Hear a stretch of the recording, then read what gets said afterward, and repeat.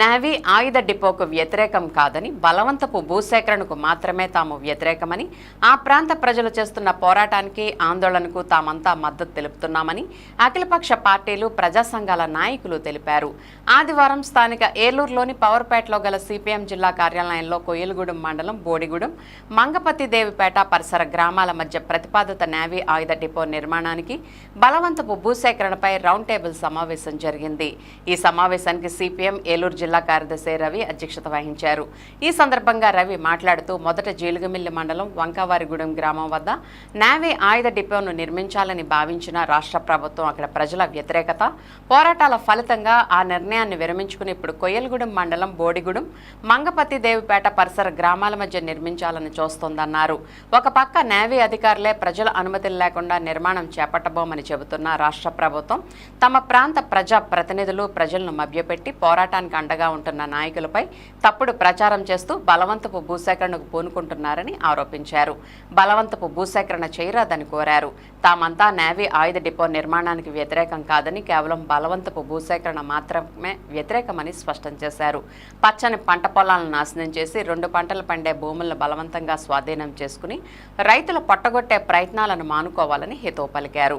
ఈ round table సమావేశంలో మంగపతి దేవిపేట సర్పంచ్ ఏ సుబ్రహ్మణ్యం, బోడిగూడెం మంగపతి దేవిపేట పరిసర గ్రామ పెద్దలు ఏ శ్రీను, ఎం దుర్గారావు, కె శ్రీను, ఎం మణికంఠ, నాగేశ్వరరావు, వైసీపీ ఏలూరు ఇన్ఛార్జ్ ఎం జయప్రకాష్, ఏలూరు మార్కెట్ యార్డ్ మాజీ చైర్మన్ నెరుసు చిరంజీవులు తదితరులు పాల్గొని మాట్లాడారు.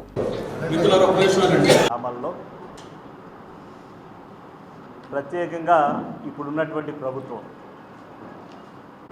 మొదలుపెట్టడం, ఆ భూసేకరణలో కేవలం చక్కని పచ్చని పంట పొలాలు, ప్రతి సంవత్సరం 2-3 పంటలు పండేటువంటి పొలాలను ఆ భూములు తీసుకుని అక్కడ ఆయుధ కర్మాగారం నిర్మాణం చేపడతామని ప్రభుత్వం ఒక ఆలోచన చేసింది. ఈ ఆలోచనకు ఆ ప్రాంతంలో ఉన్నటువంటి రైతులు అందరూ కూడా చిన్న సన్నకారు రైతులు, 6 ఎకరం, ఏకరన్నర, 2 ఎకరాలు వాళ్ళు తప్ప 50 ఎకరాలు, 100 ఎకరాలు ఉన్న వాళ్ళు ఉండరు. అక్కడ అంతా పేదవాళ్ళే. అదే ప్రాంతంలో ఆ భూసేకరణ, అక్కడ ఆ భూమే సేకరించి అక్కడే నిర్మాణం చేయాలనుకునేటువంటి అక్కడున్న ప్రజలందరూ కూడా ఎందుకు వ్యతిరేకిస్తున్నారంటే, అక్కడ ఉన్న వాళ్ళందరూ కూడా చిన్న సన్నకారు రైతులు అవటం వల్ల ఆ భూములు కూడా గతంలో పూర్వ ప్రాంతంలో అయితే నీటి సౌకర్యం లేదు. ఆ సౌకర్యం లేనప్పుడు పంటలు పండేవి కాదు. కొద్ది కాలాల క్రితం ఆ కాలువలు తవ్వించి గత ప్రభుత్వాల్లో చక్కని ఆ నీరు అందుబాటులో ఉండటం, పంట నీరు, ఆ పచ్చని పొలాలుగా చక్కని పంటలు పండటం, చిన్న చిన్న రైతులు కూడా ఆ కుటుంబాలకు ఆర్థిక అవసరాలు కానివ్వండి, మౌలిక వసతులు కానీ ఇబ్బందులు లేకుండా అభివృద్ధి చెంది వాళ్ళ చిన్న సన్నకారు రైతులు ఎంతో సంతోషంగా అక్కడ జీవనం సాగిస్తున్నారు. వాళ్ళు మాట్లాడేది ఏంటంటే, చిన్న చిన్న కుటుంబాల వాళ్ళం, మేము పేదవాళ్ళం, మా పొట్ట కొడతానంటున్నారు, మేము ఇప్పుడిప్పుడే అభివృద్ధి చెందుతున్నాం, మా కుటుంబాలు ఇప్పుడిప్పుడే సర్దుబాటు చేస్తున్నాం, పక్కనే ఉన్నటువంటి ఫారెస్ట్ భూములు ఉన్నాయి, ఎందుకు ఉపయోగించినటువంటి ప్రభుత్వ భూములు ఉంటే ఆ భూములు సేకరించి అక్కడే నేవీ కర్మాగారం అక్కడ నిర్మాణం చేసుకోవచ్చు. కేవలం పట్టుదలతో మమ్మల్ని ఇక్కడ మా భూములే సేకరించి మమ్మల్ని మా పొట్ట కొట్టాలని చూస్తున్నారు. దీన్ని మేము వ్యతిరేకిస్తున్నాం. సెంట్రల్ గవర్నమెంట్ చేతిలో ఉన్నాయి. గౌరవ ఎంపీ గారు మీ చేతిలోనే ఉంది. రాష్ట్ర ముఖ్యమంత్రి చంద్రబాబు నాయుడు గారు ఆయన ఆదేశాలు ఇస్తే వెంటనే అయిపోతాయి. ఎక్కడ ప్రజలకు ఇబ్బంది లేకుండా ప్రజా జీవనంలో వాళ్ళు సంతోషంగా, కడు పేదలైనటువంటి వారు సంతోషంగా వాళ్ళు ఏదో జీవనం సాగిస్తూ, అమ్మయ్య ఇన్ని సంవత్సరాలకి మా తాతల నాడు నీళ్ళు వచ్చాయి కాదు, మా తండ్రుల నాడేమో కొద్దిగా నీళ్ళు వచ్చినాయి, ఇప్పుడు మేమేదో 1 ఎకరం ఉన్న అభివృద్ధి చెందుతున్నాం, మా బిడ్డలు మేము ఏదో కడుపు నిండా తిండి తింటున్నాం, మేమేదో చిన్న ఇల్లు కట్టుకుంటున్నాం అనే పరిస్థితిలో వచ్చేపాటికి మళ్ళీ మిమ్మల్ని అందరినీ కూడా మీరందరూ ఖాళీ చేయాలా, మీ భూములు ఇచ్చేయాలంటే ఏమైపోవాలి వాళ్ళందరూ. 2013 భూసేకరణ చట్టం ఉందో ఆ చట్టానికి అనుగుణంగా అక్కడ గ్రామ సభలు జరిపి గ్రామస్తులు, రైతుల యొక్క అభిప్రాయం తీసుకుని భూసేకరణ చేయాలని చెప్పేసి సిపిఐకి మేము భావిస్తున్నాం. మేము కోరేది ఏంటంటే, వాళ్ళకి గ్రీన్ ఫీల్డ్ హైవే పక్కన కావాలని చెప్పేసి అంటున్నారు.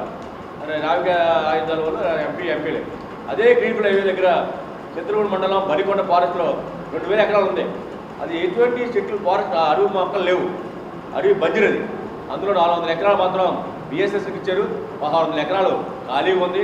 అది హైవే ఆలుకొని ఉంది. ఆ భూమిని తీసుకోమని చెప్పేసి నేను స్పష్టంగా చెప్తున్నాం, వామపక్షంగా సిపిఐగా. అదైనా తీసుకొని దాన్ని కట్టే వాళ్ళకే ఇబ్బంది లేదు.